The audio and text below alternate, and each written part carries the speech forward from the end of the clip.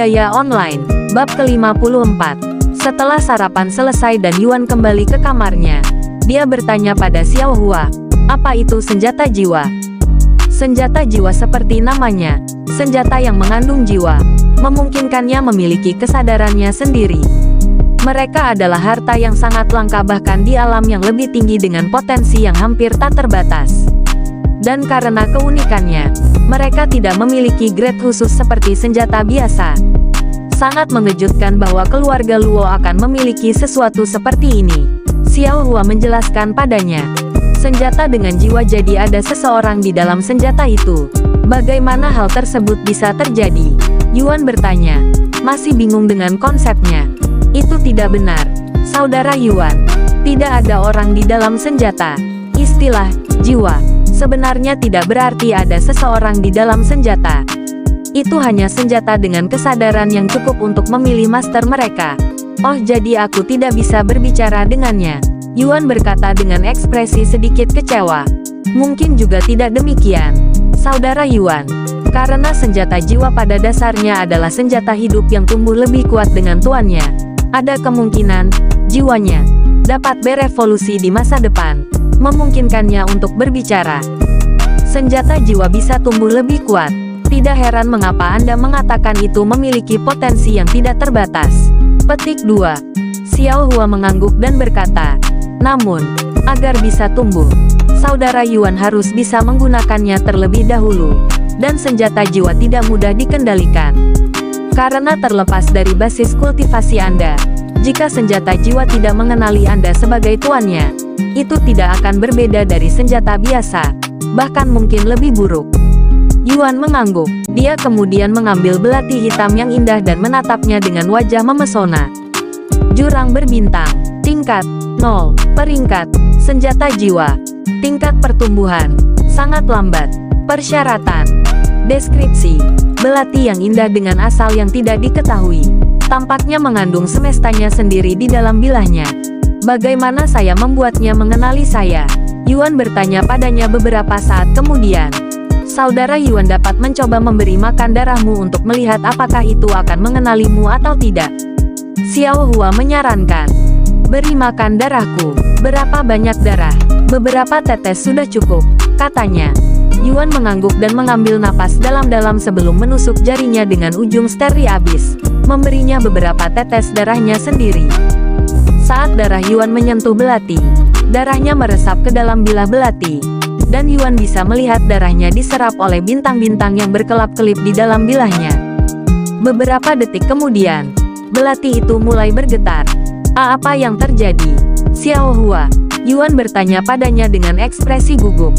Ini bereaksi terhadap darahmu, Saudara Yuan. Ada kemungkinan besar ia akan mengenali Anda. Cepat, beri dia lebih banyak darahmu. Dia mendesaknya dengan kegembiraan di wajahnya.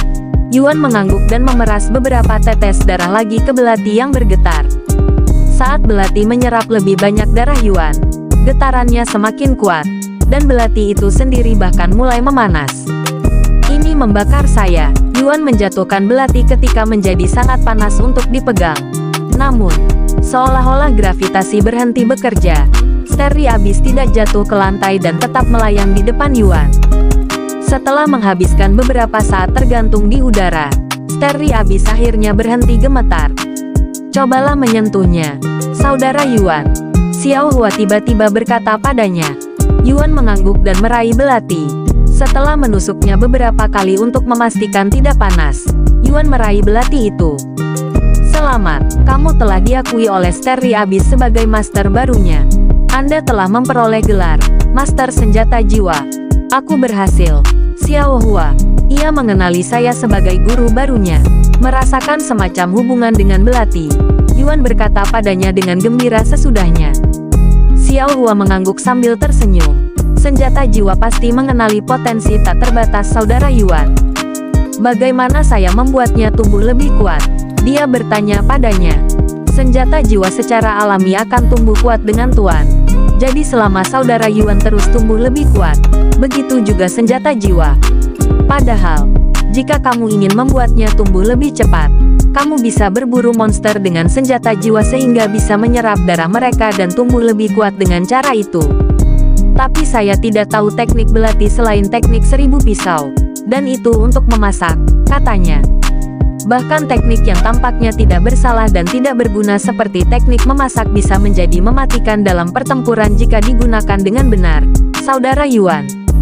Yuan mengangguk dan berkata, kurasa aku bisa mencoba menggunakan teknik 1000 pisau dengan belati ini pada monster yang lebih lemah saat aku punya waktu. Sementara itu, di kamar Tuan Luo, seorang penjaga berkata kepadanya, Tuan Luo, ada gelombang pengunjung di kota kami sejak invasi Tuan Gunung, dan mereka semua adalah penggarap. Apa kamu tahu kenapa? Tuan Luo bertanya. Kami menanyakan alasan mereka datang ke kota kami. Dan beberapa dari mereka mengatakan bahwa mereka ada di sini untuk pemain Yuan.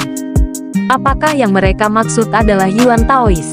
Tapi mengapa begitu banyak orang datang ke sini hanya untuk melihatnya?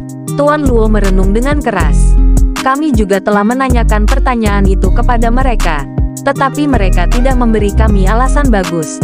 Mengatakan hal-hal seperti mereka hanya ingin bertemu dengannya.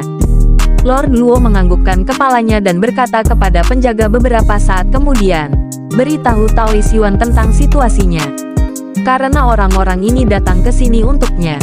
Akan lebih baik membiarkan dia memutuskan apa yang harus kita lakukan dalam situasi ini. Beberapa saat kemudian, penjaga itu menjelaskan situasinya kepada Yuan, yang pada akhirnya berkeringat. Jangan biarkan mereka tahu bahwa aku ada di sini. Bahkan, beritahu mereka bahwa saya telah lama meninggalkan kota. Yuan dengan cepat berkata kepada penjaga, yang sedikit tercengang dengan reaksinya. Terlihat seperti dia sedang dalam pelarian atau semacamnya. Sepertinya senior Yuan lebih populer dari yang kita perkirakan. Penjaga itu berpikir sendiri. Dipahami, kami tidak akan membiarkan mereka mengganggu senior Yuan, apapun yang terjadi. Penjaga itu berkata kepadanya sebelum meninggalkan ruangan. Berengsek, ini pasti karena pengumuman. Sekarang setiap pemain di dunia tahu bahwa saya ada di kota ini. Saya harus meninggalkan tempat ini secepat mungkin. Yuan menghela nafas dalam. Namun, terlalu berbahaya untuk pergi sekarang ketika ada begitu banyak orang mencariku di luar. Saya akan pergi begitu ada lebih sedikit orang besok. Dengan keputusan itu, Yuan kembali berkultivasi dalam diam untuk menenangkan pikirannya. Bersambung.